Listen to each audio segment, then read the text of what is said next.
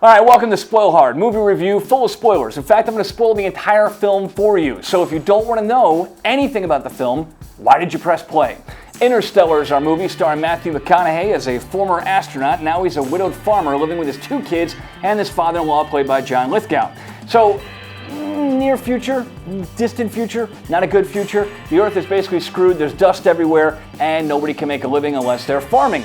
But all the crops keep dying. The daughter in her bedroom thinks that she's got a ghost because the books keep falling and they land in certain spots. There's a big giant dust storm and the dust piles land in certain weird places. She's convinced it's a message, there's a ghost trying to communicate with me. McConaughey dusts it off and says, no, it's not a ghost, it's nothing, it's just gravity. It's the way things are landing. McConaughey somehow decides that he wants to investigate these gravitational pulls in the dust and figures out that they're landing in some kind of a weird code, like Morse code or like a binary system. He looks at it and figures out, oh, they're coordinates to someplace. He decides to go on a little mission and figure out where these things are leading him to. The daughter stows away in the truck, they go to an abandoned building. Turns out it's not an abandoned building because they get entranced by a robot that electrocutes them, but they're safe, don't worry about it, there's no child endangerment. McConaughey gets tased. Long story short, he's in an interrogation room with a robot. Doesn't really look like the robots we've come to expect in science fiction movies. These things look like vending machines, only kind of streamlined, really thin vending machines. Special effect, by the way, on these things is very, very cool. Now, in his interrogation, he's trying to figure out, where's my daughter, where the hell are we at, what's going on? Turns out he's at NASA. Now NASA's been shut down because nobody decides it's a good idea to go into space when we need to save the Earth. Well, this big giant doorway opens and boom, we have Michael Caine. Now Michael Caine is the father of Anne Hathaway's character. Anne Hathaway is interrogating McConaughey to figure out what the hell he's doing there. How did he find this place? The daughter says, oh, it was gravity. Gravity led us to this place. Everybody looks kind of perplexed. How could this little girl know about the gravity thing? Personally, I think Gravity was a film Christopher Nolan saw and he decided to rip off all the stuff in space where there is no sound. I'll get to that in a second. So McConaughey talks to Michael Caine. Michael Caine says, look, the Earth is hosed. We've been doing this thing in secret. We're going to try and repopulate our species on a different planet. Would you like to do it? Sure, you just showed up. Why not give you the keys to a giant space shuttle and send you off to try and save the planet? McConaughey says, I don't really know. This seems kind of like a weird thing. Really? You want to repopulate the Earth somewhere? Why don't we just save the Earth? Michael Caine lets him know, hey man, look, we were born on Earth. We weren't meant to die on Earth. We're supposed to go somewhere else. In fact, we've already done it. We sent out 12 shuttles, 12 guys to 12 different planets using a wormhole. A what? Yes, a wormhole. They found a wormhole and they think somebody out there, some other beings, are trying to communicate to us telling us, hey, take this wormhole, fly out to God knows where, find a planet, pick it, and go for it. McConaughey decides, okay, fine, I'm going to do this. Why not? You know, spur of the moment thing. I just found this place. I know, tomorrow morning, I'm going to go for it. The daughter doesn't like it. The son understands. John Lithgow, he basically says, make things right with your daughter. He does a really bad job of making things right and just goes ahead and goes off to NASA. So McConaughey is joined by Anne Hathaway. There's a guy with a beard and there's a black guy. I'm not saying anything bad about guys with beards or black guys, but don't get too attached to them because they're both going to die. So they decide to launch off into this wormhole. It takes them 2 years to do it. How do they get away with that? Well, they do this weird thing where they sleep in this bizarre chamber covered in water. That's how they're able to take a 2-year trip from Earth to Saturn where the wormhole is at. So we get like a snap like that. 2 years have gone by. We kind of see what's happening on Earth every once in a while, but not too much to where we really care. Eventually we will, though, because everyone's going to start aging. Now, out in space, if you don't know anything about space, I don't know anything about space, but apparently you can age slow around in space if you decide to freeze yourself in some weird water chamber. They get to Saturn, they jump into the wormhole, special effects are awesome, they go all the way across to some other weird galaxy, and now it's time to find the planets they sent these other 12 people to. They only have enough fuel and supplies to hit 3 planets. They pick the 3 they're going to hit, and they decide to go for it. The first one is really bizarre. It's got weird gravity. In fact, if you spend an hour on this planet, you're going to spend 7 years of Earth time on that planet. We'll get to that in a second. They go to this planet, it's full of water, there's a beacon there that one of the astronauts had left and they're trying to find the astronaut. Turns out this whole big giant water planet just was a big mistake. The person's dead or assumed dead. The guy with the beard decides to try and help them get back on the ship because a huge tidal wave is coming and he inadvertently sacrificed himself. So again, the guy with the beard, don't really get too attached, he doesn't really matter. Well, since this giant tidal wave hits them, they're stuck on this planet way longer than they wanted to. The black guy didn't go on the mission, he stayed up there so he could investigate some black holes he saw in the area. When they get back in the ship, they go back up to their main ship. The black guy's there saying, hey, wow, 23 years went by. I've got gray hair on my beard now. The black guy's got a beard too, but I didn't want to get into that. So now they're stuck without the guy with the beard. They got an older black guy now, and they need to decide which of the other 2 planets they're going to go to. They burned up a lot of their supplies. They decide to pick the planet where a guy named Mann went. This guy named Mann, really important astronaut. He was putting out a beacon saying, I found it, this is it, we're saved, this is the place to go. So they journey over to this other new planet, which is filled with these clouds that are frozen, very bizarre stuff. They land on this planet, they find the area where Mann is at, and they decide to wake him up. He's in one of those little sleep things. God knows how long he's been sleeping, they never really say, but he wakes up and he's crying. And it's Matt Damon. And I'm like, oh my God, Matt Damon's in this movie, this is crazy. By this time, we flash back over to Earth and we see that his daughter and his son have grown up. They've been recording messages via video and somehow sending them through a wormhole for Matthew McConaughey to watch. Unfortunately, he can't send any back. So we see now that Casey Affleck is his son, and I have no idea the actress who plays his daughter. It really doesn't matter. So the son and the daughter are growing up. The son took over the farm. The daughter is now working for Michael Caine at the NASA place. Now, before they left Earth, Michael Caine said there's two ways we can do this, Plan A and Plan B. Now, Plan A is they find a planet that everybody can live in, and they can just send everybody off to that planet using the wormhole and everything else. But there's one problem. He hasn't figured out this equation that kind of factors in, I don't know, gravity, or basically there's one missing part to this equation. He says, hey, figure this, you get us a planet and I'll figure out the equation and it'll all be good. He's like, okay, well, what's Plan B? Michael Caine's like, well, Plan B is we take all these eggs and embryos and sperms and everything else and we send them off with you, and you keep them on ice, and when you find the planet, just fire them up, nuke them up, and then we've got a whole species and we're alive. It's great. So those are the two plans. Now McConaughey's like, okay, well, we're going to make Plan A work, so I promised my daughter I was going to come back to Earth. I was going to come back and be with her. Matt Damon is woken up.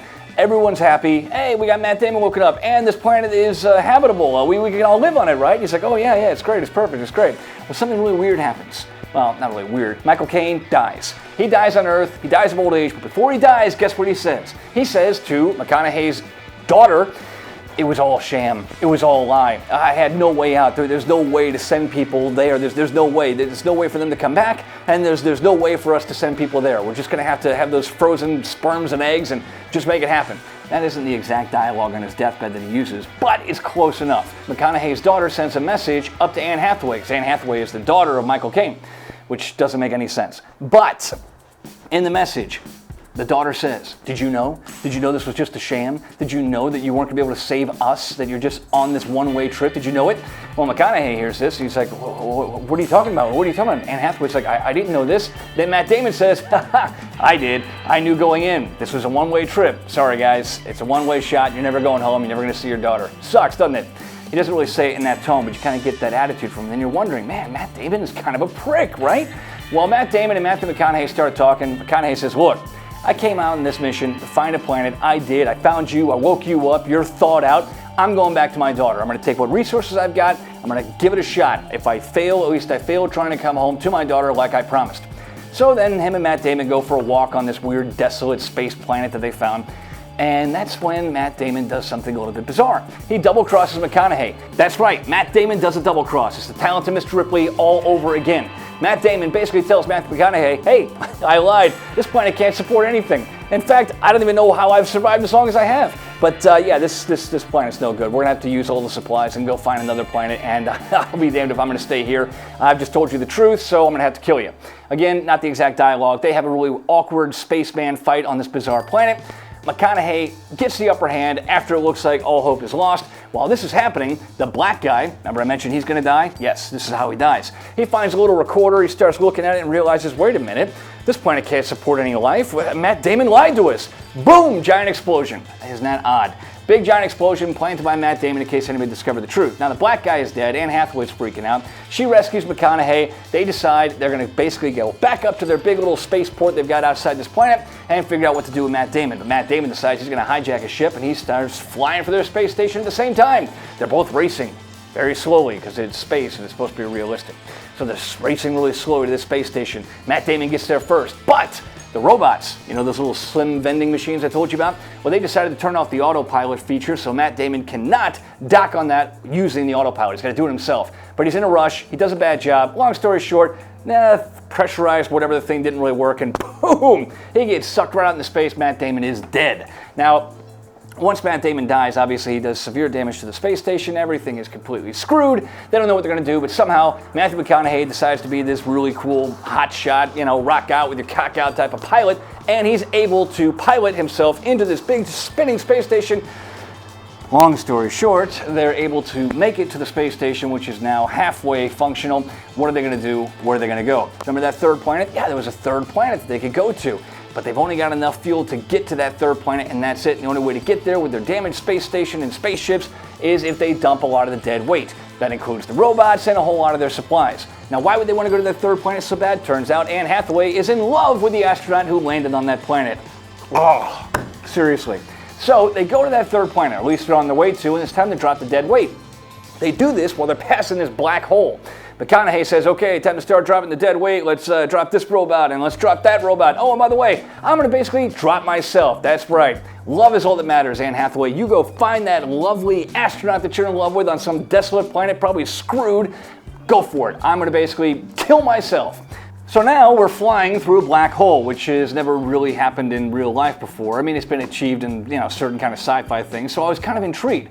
What is the black hole going to look like? Guess what? Totally black. That's it. Complete void. McConaughey's in there. He's flying through the black hole, and you start wondering, now where the hell is this movie going to go? What could they possibly do at this point? And then I start realizing, as a guy who's trying to spoil the hell out of this movie and do a review, I should mention other things. Like the fact that McConaughey has a grandson. Well, he could have had 2 grandkids, but one of them died. Sorry, spoiler. Well, seriously. McConaughey is flying through a black hole. He starts talking out loud to himself. He starts freaking out a little bit. And then something really weird happens. Everything in the ship shuts down. But then it restarts again, and this thing keeps saying, eject, eject, eject. So, what would any logical human being do when they're stuck in a black hole and their spaceship is failing? They eject into the black hole, which is what he does. McConaughey is now floating in space in a black hole. Seriously. Now he's not even in his own spaceship, and something really bizarre happens. We see what looks like a planet that he's going towards, but no, it's not a planet. It's some bizarre structure, and he falls into it, and he's being hit by things, and he's running into things, and so Matthew McConaughey is now flying into some bizarre, weird structure. He eventually is able to stop himself. I really wish I could tell you what the structure looked like. Okay, I will. It looks like he's on the inside of a bookcase. Oh my God. Yes, instantly I thought, wait a minute, those are books. The books fell out in the bedroom of the daughter. What? Yes. Somehow, through the black hole, he is now behind the books in the bookshelf of the house that he had with his daughter when he was still on Earth. And he starts to figure this out. And he figures out, I know, I can tap these books and these books can fall out. And if I do it strategically, my daughter will figure out that there's some kind of weird code there. Well, the code that he spelled out for himself was the word stay. Now, back at the beginning of the film, before he left to go to this big, crazy NASA suicide mission, the daughter said, Dad, don't go. I figured out the binary code in the thing. There's another one. It just says stay, stay. So now we got McConaughey in the bookshelf. Bizarre. Screaming, no, no, make me stay. Please make me stay. And, of course, he doesn't stay. Otherwise, he wouldn't be there. And that's a paradox that makes my head explode. So now he's behind this bookcase somehow, but not really. Because it turns out an alien race which exists in the 5th dimension is assisting him. That alien race is somehow assisting him being able to communicate with his daughter because in the 5th dimension, time is not relative in the way that we have it in our 3rd dimension. And I'm just sitting there thinking, okay, are they just doing this so that McConaughey can reunite with his daughter? But what the hell age is his daughter going to be when he finally gets back to her? So McConaughey, I thought, was dead and he was hallucinating. This was his heaven or something. But it turns out I was wrong.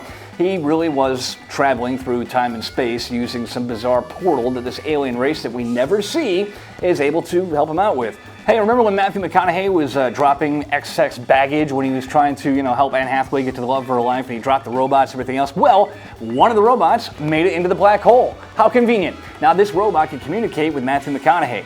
McConaughey and the robot start talking and start figuring stuff out. McConaughey's like, wait. It wasn't some weird being or some weird ghost that sent us to that NASA station. It was me. So McConaughey figures out that what he can do is communicate to his daughter using the books and using some kind of Morse code type thing to give her clues and hints on how she can solve the one thing that Michael Caine couldn't do before he died and told everybody it was a big giant sham. If you remember, Michael Caine had a plan A, a plan that he never really thought was ever going to go down. Well, now the daughter can help out because McConaughey's inside of a black hole with a robot buddy. And the robot can tell you everything you need to know about a black hole in order to fill the plot hole of how you save the human race. Now, at this moment, There's a lot going on Earth. Doesn't really matter because everything resolves itself with the family, so I'm not even going to worry about spoiling that stuff for you. McConaughey starts doing his stuff in the bookshelf area, and it's kind of bizarre and weird, and you don't know where it's going to go from there until suddenly all the books start dissolving and flying away, and everything starts getting crazy. McConaughey starts leaving the black hole, and before we know it, he's in space. And he's just drifting. And we see Saturn. The wormhole is closed, and he's floating, and Saturn's there, and there are these weird lights flashing in the distance. And then everything goes to black. And then he wakes up in a hospital bed. That's right. And the hospital guys are there. They're like, hey, sir, how you doing? Oh, you might want to move a little slow. You're 124 years old. But he looks exactly the way he did in the entire film. And he says, well, where am I? Like, oh, you're at Cooper Station. Oh, I forgot to tell you. McConaughey's name is Cooper, okay? Mr. Cooper, which really threw me because I kept thinking of that show, Hanging with Mr. Cooper. Now, he says, Cooper Station, would you name it after me? And I go, no, it's named after your daughter. Oh, is my daughter still alive? Yes, she is. She's a couple weeks out. She's on her way. Well, McConaughey looks out the window at Cooper Station, and it's got this really weird kind of Inception thing going on where everything's in this big, giant tunnel, and it doesn't even look like gravity exists. It's kind of bizarre. It's Christopher Nolan basically showing off. Well, eventually, we find out the daughter's arrived. And that's when McConaughey goes to see his daughter, the one he promised he'd come home to, as she's on her deathbed because she looks like she's 99 years old. Yes, he's there to see his daughter die, but the daughter says, no, you know what? I got my kids here with me. You came back. I appreciate it. Now you need to go and do what you have to do. He's like, but what do I do? Go find Anne Hathaway. Anne Hathaway's out there all alone. So McConaughey steals a spaceship from Cooper Station and ends the movie leaving to go and find Anne Hathaway, who we then fast forward to and we see is on a planet all by herself burying the astronaut that she was in love with, that she came there to be with.